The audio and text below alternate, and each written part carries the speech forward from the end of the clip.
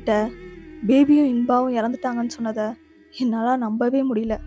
எனக்கு ரொம்ப ஷாக்காக இருந்தது. ஏன்னா நம்ம லைஃப்பில் நம்மளை புரிஞ்சுக்கிட்ட லைஃப் பார்ட்னரும் என்ன நடந்தாலும் பார்த்துக்கலான்னு சொல்கிற ஃப்ரெண்டும் கிடைக்கிறதெல்லாம் ரொம்ப பெரிய விஷயம். அப்படி கிடைச்சவங்கள நம்ம ஒரு கட்டத்தில் இழக்கிறோம்ல, அது சாகிறத விட ரொம்ப கொடுமையான விஷயம். அதை எப்படி தான் மொழி தாங்கிக்கிட்டாலோ. நான் சீனியர் கிட்ட கேட்டேன், சீனியர், ஆனால் மொழி இது வரைக்கும் என்கிட்ட பேபியும் இன்பாவும் இறந்ததை பற்றி சொன்னதே இல்லை. மொழிக்கும் இன்பாக்கும் ஏதோ சண்டை, அதனால இன்பா பேசாமல் இருக்கான்னு தான் சொன்னான். அதுக்கப்புறம் என்னாச்சு சீனியர்? எங்கள் பேரண்ட்ஸ்லாம் ஹாஸ்பிட்டலுக்கு வந்தாங்க தாரா. அப்போ தான் மொழிக்கு தெரிஞ்சிச்சு பேபி எங்களை விட்டு போயிட்டான்னு. அதை அவளால் தாங்கிக்கவே முடியல. கடைசியில் பேபி என்னை விட்டுட்டு போயிட்டால சீனியர் அப்படின்னு சொல்லிட்டு மயக்கம் போட்டு விழுந்துட்டா. அவளை நான் தாங்கி பிடிச்சப்ப தான் தெரிஞ்சிச்சு அவளுக்கும் தலையில் அடிபட்டு ப்ளீடிங் ஆகிட்டு இருந்தது. நாங்கள் அவளை வேகமாக டாக்டர்கிட்ட கூட்டிகிட்டு போனோம். அவளை ஐசியூவில் வச்சுருந்தாங்க. 2 டேஸ்க்கு மேலே கண்ணே திறக்கலை. கடைசியாக பேபியோட இன்போட முகத்தை பார்க்கறதுக்காவது கண்ணை மொழி அப்படின்னு இருந்தது. ஆனால் அவள் எந்திரிக்கவே இல்லை. அதனால் மொழி இல்லாமலே நாங்கள் அவங்க 2 பேர்த்துக்கான இறுதி சடங்கு எல்லாத்தையும் செஞ்சிட்டோம். 6 நாளைக்கு மேலே தான் அவள் கண்ணே முழிச்சோன்னே அவங்க 2 பேரை பற்றி தான் கேட்டா. நான் அவங்கள பார்த்தே ஆகணும் அப்படின்னா நான் டாக்டர்கிட்ட பர்மிஷன் வாங்கிட்டு அவங்களோட சமாதிக்கு மொழியை கூட்டிகிட்டு போனேன். அங்கே போனதுமே மொழி ரொம்ப உடஞ்சி அழுக ஆரம்பிச்சிட்டா. கடைசி வரைக்கும் கூட இருப்பேன்னு சொல்லிட்டு இப்படி பாதியில் என்ன தனியாக விட்டு போயிட்டீங்கல்ல அப்படின்னு அவள் சொல்லி அழுகும்போது எனக்கு ரொம்ப கஷ்டமாக இருந்தது. அவளை என்ன சொல்லி ஆறுதல் படுத்துறதுனே எனக்கு தெரில. அப்போ தான் மொழியோட அப்பா எனக்கு கால் பண்ணார். நான் எடுத்து, என்ன அங்கிள் அப்படின்னு. உடனே ஹாஸ்பிட்டலுக்கு வாங்க 2 பேரும் அப்படின்னாரு. நாங்களும் ஹாஸ்பிட்டலுக்கு கிளம்பி போனோம். அங்கே போனால் மொழியோட அப்பா அம்மா 2 பேரும் உட்காந்து அழுதுட்டு இருந்தாங்க. எனக்கு ஒன்றுமே புரியல. நான் போய் மொழியோட அப்பா கிட்ட கேட்டேன், ஏன் அங்கிள் அழுதுட்ருக்கீங்க, என்னாச்சு? திவ்யா, மொழிக்கு பிரைன் டியூமரா, இப்போ எடுத்த ஸ்கேனில் தான் தெரிஞ்சிருக்கு, லாஸ்ட் ஸ்டேஜில் இருக்காமா, இன்னும் 2 மாதம்தான் மொழி உயிரோடு இருப்பாளாம் அப்படின்னு சொல்லி அவர் அழுவும் போது அதை என்னால் தாங்கிக்கவே முடியல. என்னதான் சின்ன வயசுலேருந்து நானும் மொழியும் சண்டை போட்டுக்கிட்டாலும் அவன் மேலே எனக்கு இருந்த பாசம் எப்போவுமே குறைஞ்சதில்லை. பேபியை பார்த்த மாதிரி தான் நான் மொழியும் பார்த்துருக்கேன். நானும் இன்பா, மொழி, பேபி நாங்கள் 4 பேரும் சின்ன வயசுலேருந்து ஒன்றா தான் வளர்ந்தோம். ஆல்ரெடி பேபியும் இன்பாவும் என்னை விட்டுட்டு போயிட்டாங்க. இப்போ மொழியும் என்னை தனியாக விட்டுட்டு போகிறான்னு நினைக்கும் போது என்னால் என் எமோஷனை கண்ட்ரோல் பண்ணவே முடியல. எங்கே நான் அழுதா அவங்க எல்லாரும் உடஞ்சிருவாங்களோ அப்படிங்கிற பயத்தில் நான் என்னை கண்ட்ரோல் பண்ணிக்கிட்டேன். நான் மொழி அப்பா கிட்ட, அங்கிள், மொழியை நம்ம எப்படியாவது காப்பாற்றிடலாம், ஏதாவது ட்ரீட்மெண்ட் இருக்கும், அப்படி இங்கே இல்லைனாலும் நம்ம ஃபாரின் கூட்டிகிட்டு போயாவது அவளை எப்படியாவது காப்பாற்றிடலாம் அங்கிள் அப்படின்னு நான் அவங்கள சமாதானப்படுத்திட்டு இருந்தேன். அப்போ தான் நான் மொழியை கவனித்தேன். அவள் இதை கேட்டுட்டு ரொம்ப சந்தோஷமாக நின்றுட்டு இருந்தா. எனக்கு அதை பார்த்தோன்னே இவன் இதுக்கு இவ்வளோ சந்தோஷப்படுறான்னு சொல்லிட்டு நான் அவளை தனியாக கூட்டிகிட்டு போய் கேட்டேன், மொழி, நீ செத்துருவன்னு சொல்கிறாங்க, நீ என்னடி சந்தோஷமாக நிற்கிற? நான் ஏன் சீனியர் வருத்தப்படணும்? நான் என் இன்பாக்கிட்டையும் பேபிக்கிட்டையும் போகிறதுக்கு எனக்கு ஒரு வாய்ப்பு கிடச்சிருக்கு, அதை நினச்சி நான் சந்தோஷம் தானே படணும் அப்படின்னா. அதை கேட்டதும் அவ்வளோ நேரம் கண்ட்ரோல்டாக இருந்தேன்னா அவளை ஹக் பண்ணி அழ ஆரம்பிச்சிட்டேன். அவங்க 2 பேரும் என்னை விட்டுட்டு போனதே என்னால் தாங்கிக்க முடியல மொழி, இப்போ நீயும் என்னை தனியாக விட்டுட்டு போகிறேங்கிறியடி. உடனே அவள், சீனியர், எல்லாரும் ஒரு நாள் போய் தான் ஆகணும், இப்போ என்னோட டைம், நான் போய் தானே ஆகணும் அப்படின்னா. சீனியர், எனக்காக ஒன்று பண்ணுறியா? நான் போனதுக்கப்புறம் என் ஃபேமிலியில் இருக்கவங்களாம் பத்திரமா பார்த்துக்கோ சீனியர். மொழி, அப்படிலாம் பேசாத, உனக்கு எதுவும் ஆகாது, நீயே இருந்து உன் ஃபேமிலியில் இருக்கவங்க எல்லாத்தையும் பத்திரமா பார்த்துப்ப. சீனியர், என்ன வேணால் பேசலாம், ஆனால் நடக்கிறது தானே நடக்கும் அப்படின்னு அவள் சொன்னதும் என்னால் அதை தாங்கிக்கவே முடியல. என்ன சீனியர் சொல்கிறீங்க? மொழிக்கு பிரைன் டியூமரா? நான் ஒரு பைத்தியம், இவ்வளோ நாளாக கூடவே இருக்கேன், ஆனால் அவள் ஏன் ஹாஸ்பிட்டலில் அட்மிட் ஆயிருக்கான்னு நான் ஒரு தடவை கூட அவகிட்ட கேட்கவே இல்லை சீனியர். தாரா, நீ கேட்டிருந்தாலும் அவள் உங்ககிட்ட சொல்லியிருக்க மாட்டா. ஏன்னா அவளுக்கு எப்போவுமே அவளை சுற்றி இருக்கவங்கள சந்தோஷமாக வச்சுட்டு தான் பழக்கம். கஷ்டப்படுத்துகிற மாதிரி எதுவும் சொல்ல மாட்டா. லைஃப்பில் என்னை சுற்றி இருக்க யாருக்காகவுமே நான் வருத்தப்பட்டதே கிடையாது. ஆனால் வெறும் 2 மாதம் பழகின ஒருத்திக்காக நான் அழுதேன். அப்போ கரெக்டாக மொழி வந்தா.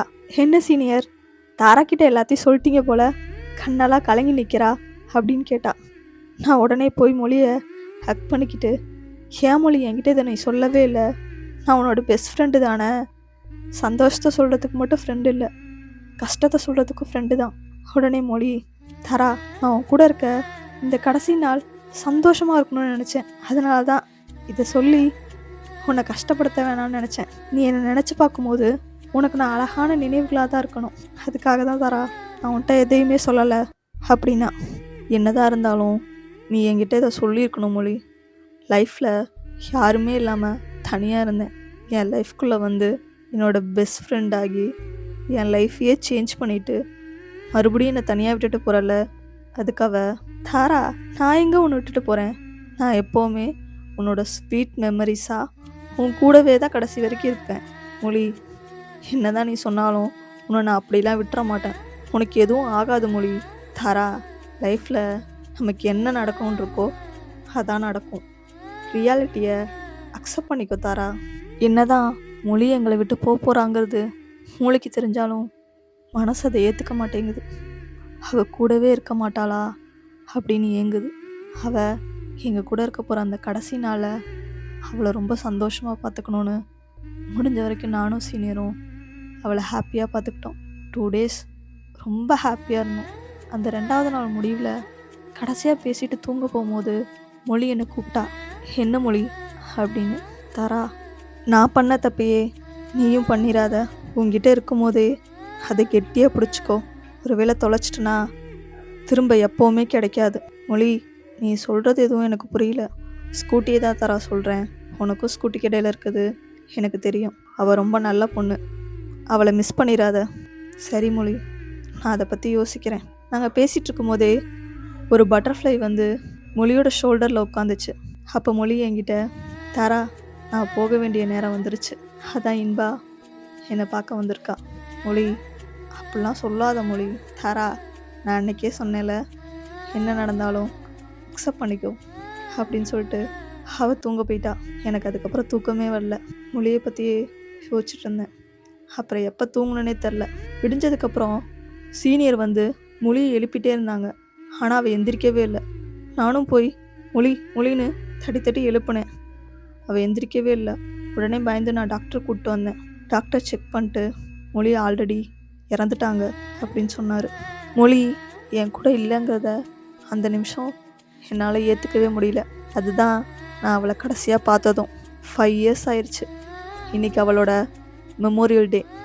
அவளோட சமாதி முன்னாடி நின்று தான் இந்த கதையவே நான் சொல்லிகிட்ருக்கேன். அவள் என்ன தான் இந்த உலகத்தை விட்டு போயிருந்தாலும் எப்போவுமே அவள் என் மனசுக்கு நெருக்கமான ஒருத்தி தான். எப்போவும் அவளை மறக்கவே மாட்டேன். அப்போ 2 பட்டர்ஃப்ளை வந்து அவள் சமாதி மேலே உட்காந்துது. நான் அதை பார்த்து, என்ன மேடம், பட்டர்ஃப்ளையாக பார்க்க வரும்போது கூட கப்பலாக தான் பார்க்க வருவீங்களா? ரெக்கையை பிச்சு போட்டுருவேன் பார்த்துக்கோடி. அப்போ பின்னாடி ஒரு வாய்ஸ் கேட்டுச்சு, ஹே பைத்தியம், பட்டர்ஃப்ளைட்டெல்லாம் பேசிகிட்டு இருக்க. ஹே ஸ்கூட்டி, அது உன்னை பொறுத்த வரைக்கும் தான் பட்டர்ஃப்ளை, என்னை பொறுத்த வரைக்கும் அது என்னோட மொழி. சரி, நீ உன் மொழிக்கிட்ட பேசி முடிச்சிட்டனா நம்ம கிளம்பலாம், டைம் ஆச்சு அப்படின்னா. சரி வா போகலாம் அப்படின்னு நாங்கள் கிளம்புனோம். அப்போ ஸ்கூட்டி என்கிட்ட, ஏன் தாரா, மொழி இன்பா கதையில் அவங்களோட எண்டிங் ஹாப்பியாக இல்லை சேடா? ஸ்கூட்டி, அது பார்க்குறவங்களோட கண்ணோட்டத்தை பொறுத்து இருக்குது. அது ஹாப்பியா இல்லை சேடான்னு அவங்க தான் முடிவு பண்ணும். உனக்கு எப்படி தோணுதோ அப்படி நீ முடிவு பண்ணிக்கோ. இந்த இடத்துல நான் மொழி இன்பாவோட கதையை முடிக்கிறேன். இவ்வளோ நாளாக எங்களை சப்போர்ட் பண்ணி எங்கள் வீடியோவை பார்த்ததுக்கும், கமெண்ட் பண்ணதுக்கும், எங்கள் சேனலை சப்ஸ்கிரைப் பண்ணதுக்கும் உங்களுக்கு நாங்கள் ரொம்ப தேங்க்ஸ் சொல்லிக்கிறோம். நெக்ஸ்ட் எங்களோட அடுத்த ஸ்டோரி சீக்கிரமாகவே அப்லோட் பண்ணிடுவோம். அதுக்கும் இதே மாதிரி உங்களோட சப்போர்ட் எங்களுக்கு எப்போவுமே தேவை. அதுக்கப்புறம் பர்சனலாக நான் ஒரு 2 பேர்த்துக்கு தேங்க்ஸ் சொல்லணும். ஃபஸ்ட்டு இந்த சேனலோட அட்மின். அவங்க நிறைய பேர்த்துக்கு அவங்கள தெரிஞ்சிருக்கோம். எனக்கு இந்த மாதிரி ஸ்டோரி பண்ணணுன்னு ஆசையாக இருக்குன்னு அவகிட்ட சொன்னப்போ, நீ பண்ணு மச்சான், நான் உனக்கு ஹெல்ப் பண்ணுறேன் அப்படின்னு சொல்லி அவள் தான் எனக்கு ஹெல்ப் பண்ணா. ஸ்டோரி டெவலப்பில், எடிட்டிங்கில் அவள் இல்லைன்னா என்னால் இப்படி ஸ்டோரிலாம் பண்ணியிருக்கவே முடியாது. தேங்க்ஸ் மச்சான். 2வது என்னோட இன்னொரு ஃப்ரெண்டு. அவங்கள ஃப்ரெண்டுன்னு சொல்ல முடியாது, அவங்க எனக்கு ஒரு சிஸ்டர் மாதிரி. நாங்கள் ஸ்டோரி ரெடி பண்ணோன்னே அவங்கக்கிட்ட தான் ஃபஸ்ட்டு போட்டு காட்டுவோம். எங்களுக்கு நிறைய சஜஷன்லாம் கொடுப்பாங்க. நிறைய இம்ப்ரூவ் பண்ணுறதுக்கு ஐடியாஸ்லாம் கொடுப்பாங்க. நாங்கள் நிறைய இடத்துல டவுன்ஃபால் ஆகி உட்காரும் போதெல்லாம் எங்களை மோட்டிவேட் பண்ணுறதே அவங்க தான். வெறும் ஆசையாக மட்டும் இருந்த என்னோடய கனவை அவங்க 2 பேரும் தான் நிஜமாகியிருக்காங்க. நம்மளோட சக்ஸஸ் பார்த்து சந்தோஷப்படுற ஃப்ரெண்ட்லாம் கிடைக்க கொடுத்து வச்சுருக்கணும். அவங்க 2 பேருமே எனக்கு கிடைச்ச கிஃப்ட்டு.